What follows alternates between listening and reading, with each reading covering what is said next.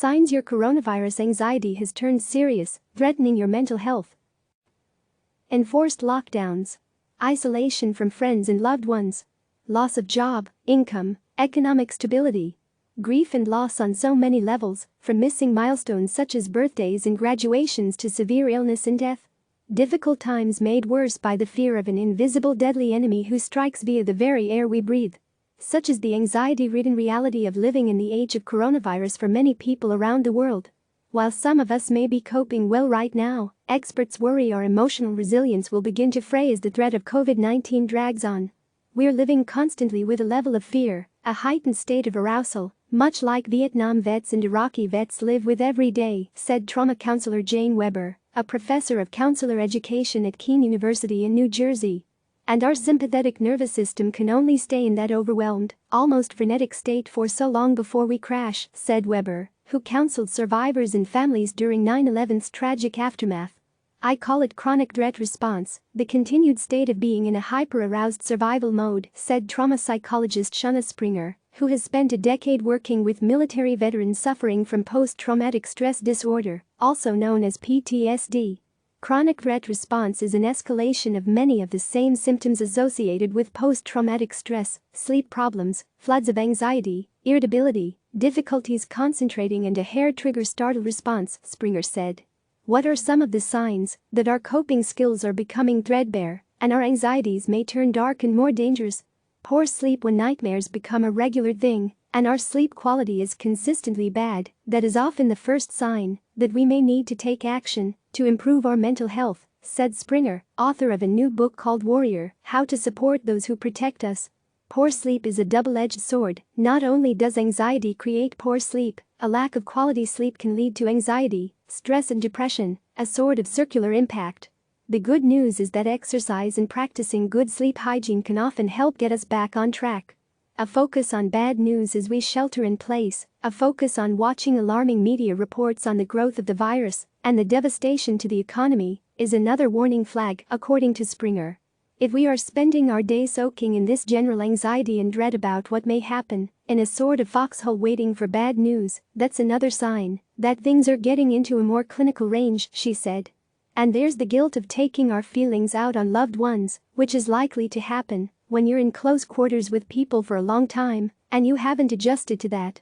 Loss of interest and pleasure. An even more serious sign, Springer said, is when we lose the taste for connection to others and stop reaching out to friends and family. When we can't find pleasure in anything and we begin to feel numb, rather than connecting with others and doing things we value or want to do with our lives, that's a sign that we may need help and support, she said. Helplessness or crippling anxiety. If the current threat of COVID-19 has reawakened feelings of helplessness, such as in the face of violence at home or from a loss of identity and purpose after being fired or furloughed from a job, that can also be a key sign of risk, experts said. An overwhelming feeling of helplessness is what often leads to trauma symptoms, Springer said. Those of us who have been let go from a job can feel as if we've lost our identity due to the absence of the roles and relationships that give our lives meaning, and therefore we feel helpless. We can be at risk. Helplessness can turn to a dark and crippling anxiety, which is another sign that we need help. Crippling anxiety is where you feel constantly flooded with feelings of panic and this nameless dread about what may unfold, Springer said. You don't have a sense of a hopeful future. Anxiety creates tunnel vision, and it really puts us in a state of fight or flight. And when we are in that survival mode for a prolonged period of time, that's when anxiety goes into a darker phase, and it really warrants clinical support, she said.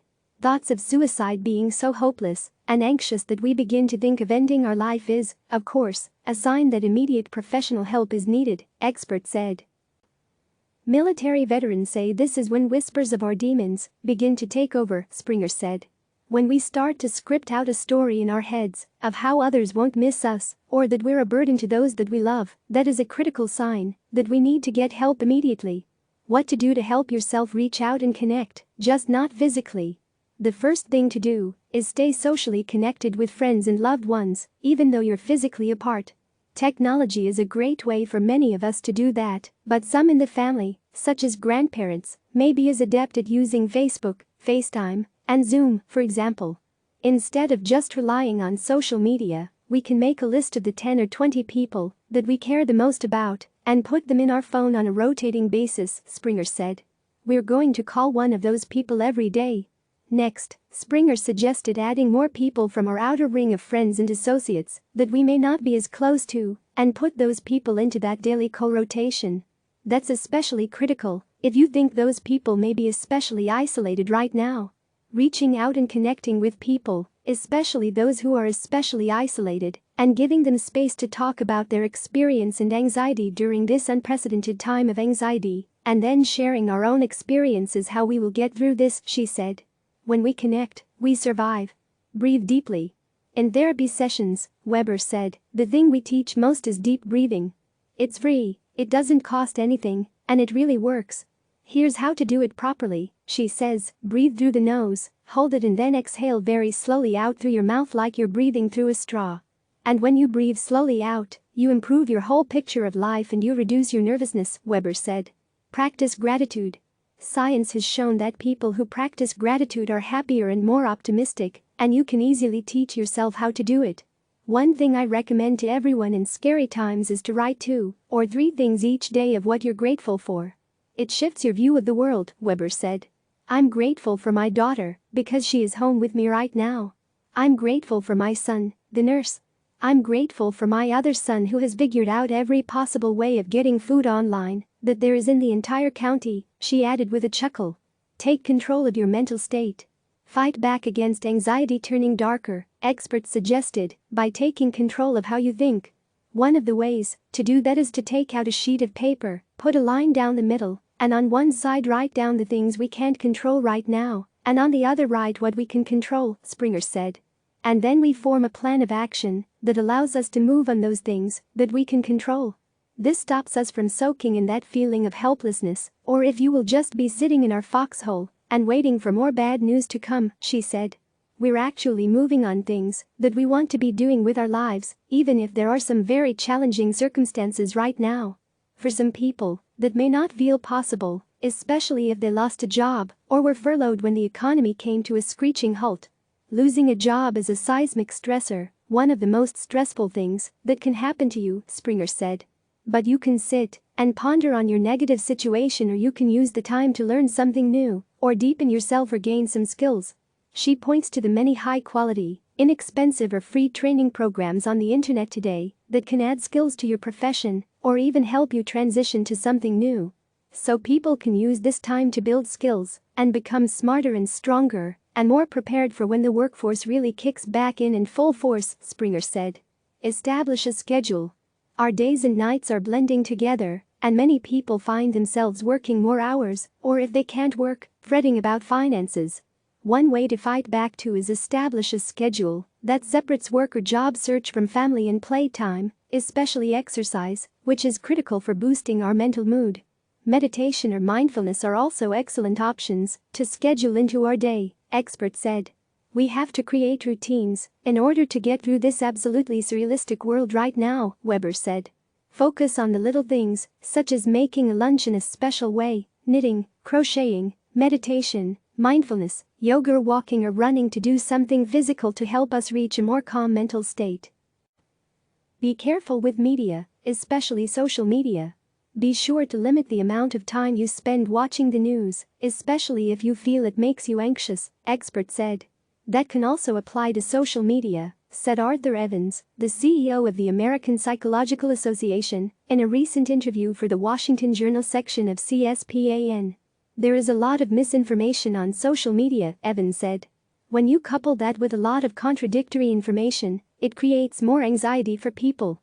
For example, he said, social media is filled with conspiracy theories and other wrong information that is contradicting what we are hearing from professionals who really know and understand these issues, so limiting the information to reliable sources you can trust, goes a long way in helping manage that stress. Crack a smile. It's long been said that laughter is the best medicine, and that applies to the anxiety of our times, experts said. Remember, you can't be anxious and smile at the same time. That's a physiological thing, Weber said. So watch funny movies, listen to comedy routines, ask everyone you talk to on the phone to tell you a joke. Give back to them by doing the same. Stay optimistic. There are so many unknowns when it comes to this new disease that is terrorizing the world. Will it ease over the warmer summer months? Get better or worse as the world begins to open back up? Even worse, will it return with a vengeance in the fall and winter? Don't let those unknowns shake you or take away your optimism, Weber said. I consider optimism both healthy and an Achilles heel, because of course, being too optimistic might let you down, she said. But if I had the choice, optimism is always better than pessimism. And optimism is always better than realism. If we have hope that the best will come, we might be disappointed, but that hope, I always believe, will get to the person that you love. Click subscribe to receive the latest news.